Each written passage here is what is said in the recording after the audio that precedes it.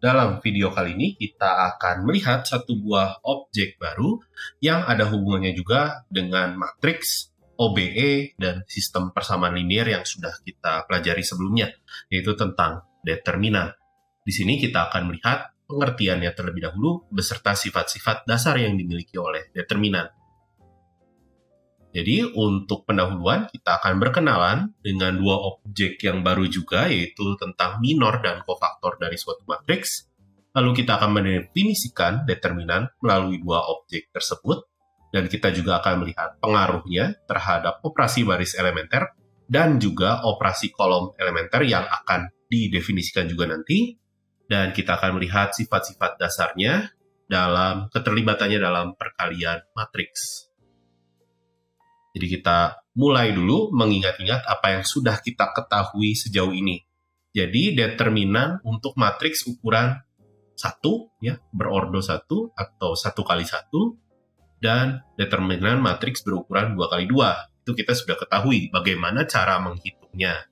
Jadi di sini untuk matriks yang berordo 1, tentunya determinannya yaitu adalah unsur dari matriks A itu sendiri, yaitu A11 dalam kasus ini.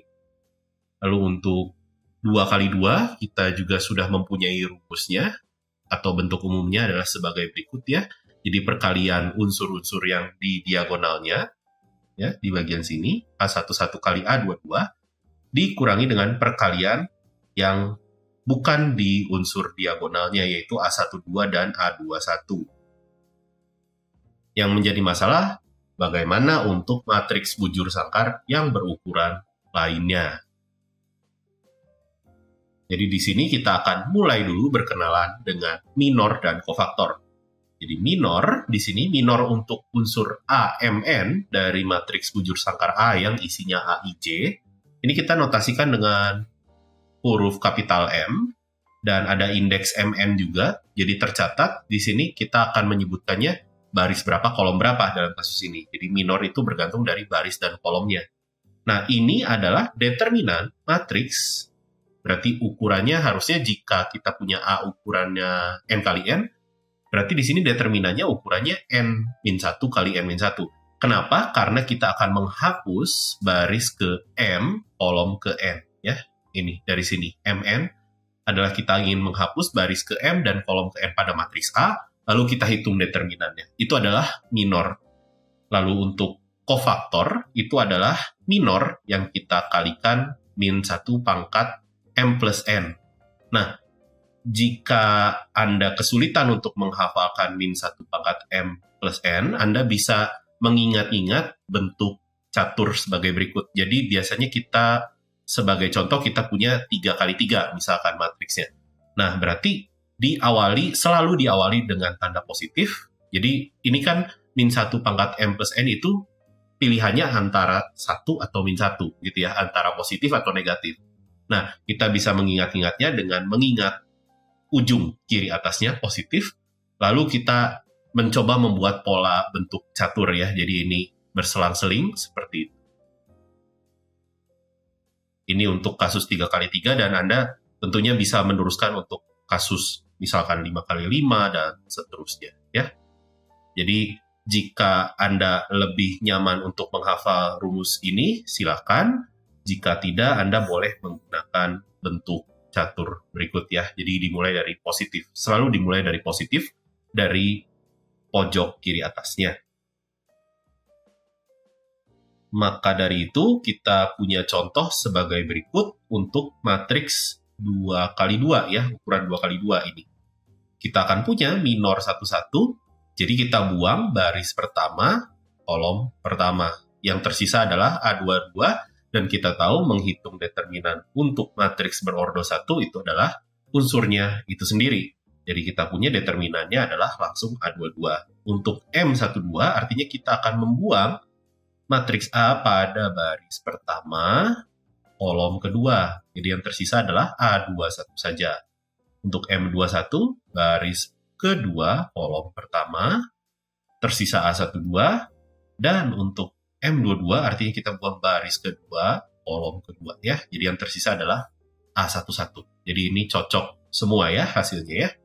Dan ini ada yang tertinggal, kofaktor di sini harusnya CMN ya, ini tertinggal indeksnya. Nah, tadi kita sudah melihat minor-minornya, untuk kofaktornya di sini saya ingin menggunakan rumusnya saja. Jadi kita bisa peroleh kofaktornya sebagai berikutnya, ada yang negatif di sini untuk C12 dan C21 karena ini min satunya pangkat ganjil. Di sini pangkat 3. Dan jika kita teliti lebih lanjut, kita bisa menghubungkan rumus determinan 2 kali 2 yang kita sudah ketahui dengan minor dan kofaktor. Jadi ada 4 cara yang berbeda, kita bisa tuliskan determinan untuk matriks 2 kali 2. Di sini kita punya A11 kali C11, C11 adalah A22 ya. Lalu ditambah A12 dikali C12. C12 adalah minus A21, berarti cocok ya. Jadi kita ingat-ingat lagi determinan dari A untuk matriks 2 kali 2 adalah A11, A22 dikurangi A12, A21 ya. Ini sebagai pembandingnya. Jadi ini cocok. Dan kita juga bisa mempunyai bentuk-bentuk lainnya, ada 4 jenis di sini. Sebagai berikut, yang tentunya Anda bisa verifikasi sendiri dan cocokkan dengan rumus determinan yang Anda sudah peroleh sebelumnya. Selanjutnya, kita akan melihat determinan matriks ukuran N kali N secara umum. Jadi didefinisikannya seperti apa? Dimulai dengan mendefinisikan determinan matriks A yang ukurannya 1 kali 1, yaitu adalah tadi ya, unsur itu sendiri, unsur matriks A itu sendiri, dan determinan matriks A untuk ukuran N kali N, kita bisa definisikan secara rekursif, yaitu dengan cara menghitung jumlahan seperti tadi. Perkalian dari unsur-unsurnya di satu baris atau di satu kolom, bebas kolom apapun ya, dikalikan dengan kofaktornya yang berkaitan pada baris tersebut. Dalam kasus ini kita bisa lihat untuk ini kita lihat M-nya yang jalan di sini ya. Berarti ini adalah ekspansi, saya beri nama ini ekspansi atau pemjabaran. Ekspansi di sini baris ke K ya. Untuk yang suku kedua, kita bisa lihat sigmanya di sini yang jalan adalah indeks M dan K-nya kita buat sama. Jadi ini adalah ekspansi kolom ke K ya. Jadi bebas Anda bisa memilih baris mana atau kolom mana yang ingin Anda jabarkan. Seperti tadi contohnya untuk matriks 2 kali 2, ini ada 4 kemungkinan. Jadi Anda bisa menjabarkan baris pertama, baris kedua, kolom pertama, atau kolom kedua. Jadi kita mempunyai 4 buah kemungkinan untuk menuliskan determinan dari matriks A yang ukurannya 2 kali 2. Nah, secara umum kita bisa mempunyai ekspansi baris K atau ekspansi kolom K berikut ya. Di sini sebagai contoh, di sini saya ingin menghitung matriks 3 kali 3 ukurannya. Nah, di sini saya ingin menggunakan ekspansi baris pertama. Jadi kita bisa lihat, ini unsur yang pertama, dikalikan dengan kofaktornya. Kofaktor adalah minor, namun di sini positif ya. Jadi jika kita ingat bentuk papan catur tadi, di sini positif, negatif, positif untuk yang baris pertamanya. Berarti ini positif 1, lalu ini minus, karena ini minus, lalu ini positif lagi karena di sini positif. Gitu ya, jadi untuk kofaktornya kita sudah mengakali dari awal. Dan urusannya tinggal menghitung minornya saja. Minornya adalah, ingat, tadi jika kita punya unsur yang baris 1, kolom 1, berarti kita buang baris 1, kita buang kolom 1. Dan kita hitung determinan dari 7, 1, min 2, 1. Dan seterusnya ya. Untuk 0, berarti saya buang di sini, baris 1, kolom 2, 2, 1, 4, 1. Dan untuk min 2, berarti saya punya determinan 2, 7, 4, min 2. Karena kita sudah mempunyai unsur yang 0 di sini, jadi kita tidak pedulikan suku keduanya, dan kita cukup hitung suku pertama dan suku ketiganya. Di sini determinan matriks 2 kali 2 kita sudah tahu rumusnya, kita bisa langsung pergunakan saja. Sebagai berikut, perhitungan tentunya Anda bisa cek kembali. Dan kita akan memperoleh hasilnya sebagai berikut, yaitu 233 sebagai determinan dari matriks ini. Di sini, jika Anda cukup jeli, saya memilih baris pertama karena perhitungannya lebih mudah. Lebih mudah dalam artian terdapat unsur 0 di sini. Tentunya perhitungan ini bebas. Anda bisa memilih misalkan kolom kedua juga cukup mudah, saya pikir. Namun di sini ada perkalian dengan 7, jadi mungkin akan sedikit lebih banyak, lebih besar angka yang akan terlibat, bilangan yang akan terlibat. Namun ini bebas, tentunya bebas, tidak ada pemilihan yang benar, pemilihan yang salah, asalkan perhitungannya teliti dan tepat, ini akan selalu menghasilkan nilai yang sama ya, determinannya. Namun, Anda bisa lebih cerdik lagi untuk menghemat energi Anda dalam melakukan perhitungan dan menghemat waktu juga, gitu ya. Nah, di sini sebagai contoh, kita akan lihat matriks ukuran 4x4. Di sini saya memilih ekspansi kolom kedua. Karena ini lumayan banyak ya, ada 2 buah 0. Jadi kita cukup melihat yang bagian sini saja, yaitu ada -1 dan 1. Dan jangan lupa minornya ya, ini di depannya, minus dan plus dalam kasus ini. Tentunya Anda juga boleh memilih yang kolom pertama, tidak masalah. Di sini saya hanya mencontohkan yang kolom kedua. Lalu di sini untuk perhitungan determinan matriks 3x3, nah ini sudah cukup terlihat jelas, kita bisa mengambil baris ketiga ya, penjabaran baris ketiga, karena ini sangat mudah, karena ini 0, 0, lalu ini 1. Dan untuk yang ini Anda bebas mau memilih kolom pertama atau baris ketiga, mungkin akan lebih enak ya untuk segi perhitungannya. Sebagai berikut, dan bisa Anda coba sebagai latihan, bisa diverifikasi juga apakah determinannya benar 35 atau tidak untuk matriks yang. Nah, di sini kita akan melihat beberapa sifat yang dipenuhi oleh determinan ya. Yang pertama-tama, jika determinan, maksud saya jika matriks A-nya ini mempunyai suatu baris 0 atau kolom 0, maka determinannya itu pasti 0. Ini buktinya cukup sederhana. Anda cukup lakukan ekspansi kofaktor atau penjabaran kofaktor ini pada baris 0 tersebut atau kolom 0 tersebut. Jadi sebagai ilustrasi, mungkin ilustrasi kecil, jika misalkan saya punya ininya 0, saya tinggal melakukan penjabaran di kolom kedua, maka pengali di depannya ini selalu 0. Jadi kita tidak perlu menghitung determinan, atau kita tidak perlu menghitung kofaktornya lagi, dan determinannya pasti langsung 0 ya. Itu sketsa buktinya. Untuk detail buktinya Anda bisa cek kembali di referensinya ya. Dan ini sebagai contoh, kenapa ini determinan matriks 5x5-nya 0, karena jika kita lihat dengan seksama, kita mempunyai kolom keempatnya ini seluruhnya bernilai 0 unsurnya. Maka dari itu kita tidak perlu menghitung apa-apa di sini, kita bisa langsung tentukan bahwa determinannya adalah 0 melalui teorema yang sudah diberikan. Dan ada cara khusus lagi untuk menghitung determinan. Dalam kasus ini adalah matriks segitiga. Matriks segitiga ini, jika kita ingat-ingat lagi, isinya adalah matriks segitiga atas, matriks segitiga bawah, atau bahkan matriks diagonal. Kita bisa langsung menghitung determinannya dengan cara mengalihkan seluruh unsur-unsur diagonal utamanya. Jadi sebagai contoh, di sini saya punya matriks segitiga atas yang ukurannya 3x3, determinannya bisa langsung kita kalikan saja. Ini 10 kali 3 kali min 2 ya. Jadi kita punya hasilnya minus 60. Dan ada juga untuk menghitung determinan dari matriks transpos. Ini sama saja hasilnya dengan determinan dari matriks yang sebelum ditranspos. Kenapa ini bisa terjadi? Ingat, determinan itu kita bisa melakukan ekspansi baris atau ekspansi kolom, dan ini akan menghasilkan hasil yang sama persis.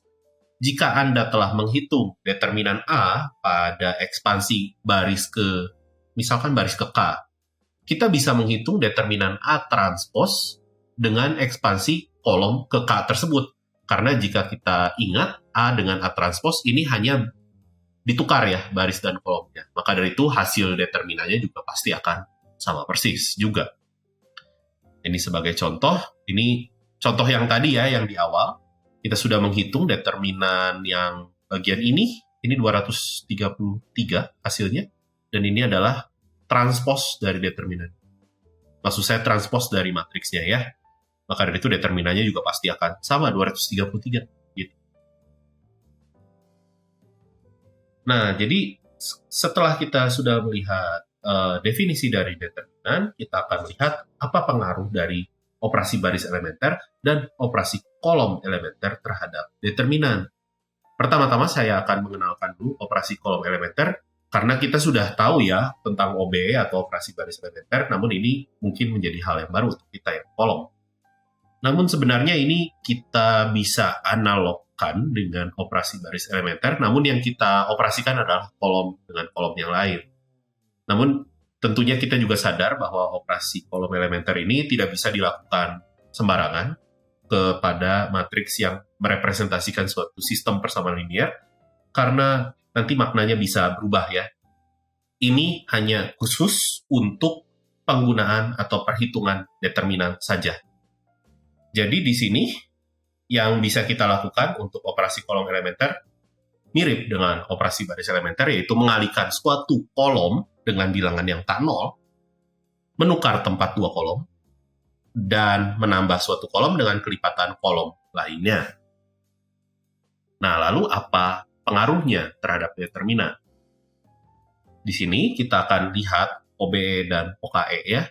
Jadi untuk OBE atau OKE yang melibatkan pertukaran dua baris atau dua kolom, kita akan punya determinannya adalah minus dari determinan sebelumnya, ya. Lalu untuk perkalian suatu baris atau suatu kolom dengan bilangan real tak nol, misalkan K di sini, maka hasil determinannya adalah perkalian K dengan determinan dari matriks sebelumnya, sebelum di OBE.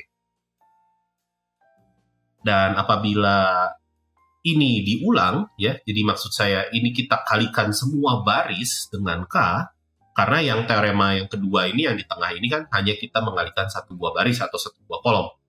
Jika kita mengalihkan matriks A dengan konstanta K, artinya kan kita ingat-ingat lagi yang video yang awal, berarti kita ingin mengalihkan seluruh unsurnya dengan K.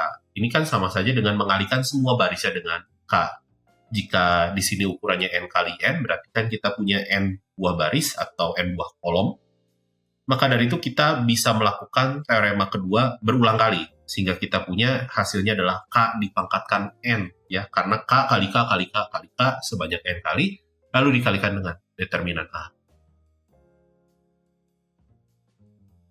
Oke, jadi untuk OBE dan OKE yang terakhir, itu adalah penambahan suatu baris dengan kelipatan baris yang lainnya atau kelipatan kolom yang lainnya, penambahan suatu kolom dengan kelipatan kolom lainnya.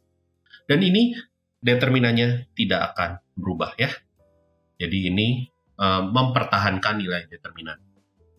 Dalam kasus ini kita akan mempunyai akibatnya. Jadi jika kita punya matriks A yang ada satu baris yang berkelipatan dengan baris yang lainnya atau kolom, ya, suatu kolom yang berkelipatan dengan kolom lainnya, maka kita bisa punyai determinannya pasti nol. Karena kita bisa melakukan OBE penambahan suatu baris dengan kelipatan baris lainnya ya, atau penambahan suatu kolom dengan kolom lain. Maka dari itu hasilnya pasti nol. Nah, di sini Anda bisa menghitung determinan seperti dengan cara yang tadi ya, dengan menggunakan ekspansi kofaktor atau penjabaran kofaktor untuk baris ke K atau kolom ke K. Teorema-teorema ini yang kita punya ini, pengaruh OBE dan OKE ini, bisa dimanfaatkan agar kita bisa menghitung determinan suatu matriks lebih efisien dan lebih menghemat waktu. Ini sebagai contoh, kita punya matriks berikut ya, ini ukurannya 3x3. Kita bisa melakukan sedikit operasi kolom elementer. Di sini saya akan melakukan kolom ketiga, kita kurangi dengan 3 kali kolom pertama. Nah, dari itu kita akan mempunyai di sini banyak sekali unsur nol ya, di kolom ketiga ini ya. Nah, di sini kita bisa langsung menggunakan ekspansi kolom ketiga agar kita bisa hitung determinannya dengan lebih mudah. Sebagai berikut ya, jadi hasil determinannya adalah 2 untuk matriks ini. Dan kita ingat penambahan kolom dengan kolom lainnya tidak akan mengubah nilai determinannya. Jadi ini akan sama saja hasil determinannya ya, walaupun matriksnya berbeda. Di sini kita punya juga contoh untuk matriks ukuran 4 kali 4, dan kita akan lakukan OBE berikut ya, beserta perhitungan determinan yang terjadi. Di sini pertukaran baris menyebabkan matriks yang selanjutnya kita perlu kalikan negatif ya. Lalu ini kita perlu hati-hati, pengali sepertiga di sini pada matriks yang di baris pertama, maksud saya, ini menghasilkan determinannya adalah 3 kali dari hasil setelah OBE-nya. Jadi ini harus dibalik ya. Di sini baru sepertiganya dari matriks yang ini.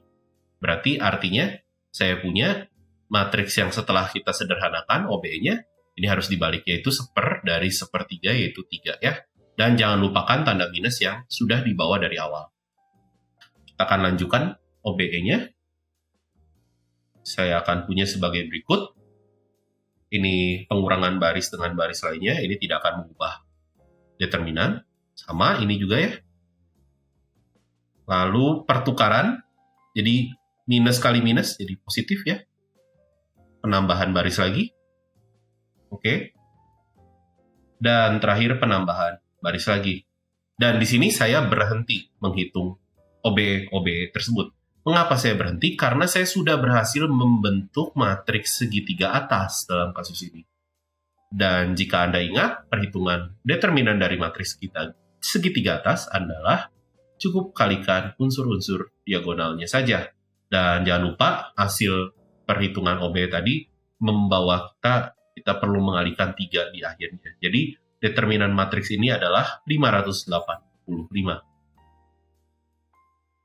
Jadi target yang Anda bisa lakukan dalam melakukan OBE dan OKE untuk menghitung suatu determinan, biasanya Anda ingin memperoleh matriks yang lebih sederhana, dalam artian matriksnya bentuknya segitiga atas, tidak perlu matriks echelon, karena itu mungkin akan lebih panjang lagi langkah-langkahnya karena Anda harus membuat satu utama. Di sini Anda cukup membuat matriks segitiga atas atau segitiga bawah atau matriks diagonal. Itu menurut saya juga terlalu panjang gitu ya. Cukup incar saja matriks segitiga atas atau matriks segitiga bawah, atau bahkan Anda bisa melihat bahwa matriks ini setelah di OBE atau setelah di OKE akan memperoleh baris 0 atau kolom 0. Jika memperoleh baris 0 dan kolom 0, maka determinannya pasti langsung 0 tanpa Anda harus lanjutkan lagi OBE-nya ya. Seperti itu. Dan di sini kita bisa lihat juga tentunya determinan untuk matriks elementer karena kita sudah membicarakan pengaruh OBE terhadap determinan matriks ya. Jadi untuk matriks elementer yang merepresentasikan pertukaran dua baris berarti matriks identitas itu determinannya 1 ya, matriks satuan. Ini jika kita tukar berarti determinannya kita cukup kalikan negatif. Jadi hasilnya adalah min 1, lalu perkalian suatu baris berarti dengan bilangan P yang K0, ya tentunya determinannya berarti P, dan penambahan suatu baris dengan S kali baris lain, determinannya tidak berubah, berarti determinan matriks satuan atau matriks identitas adalah 1. Nah, dari matriks-matriks elementer ini, kita ingat bahwa A di sini suatu matriks bujur sangkar, dan E ini matriks elementer. Ini cocok dengan teorema yang sebelumnya.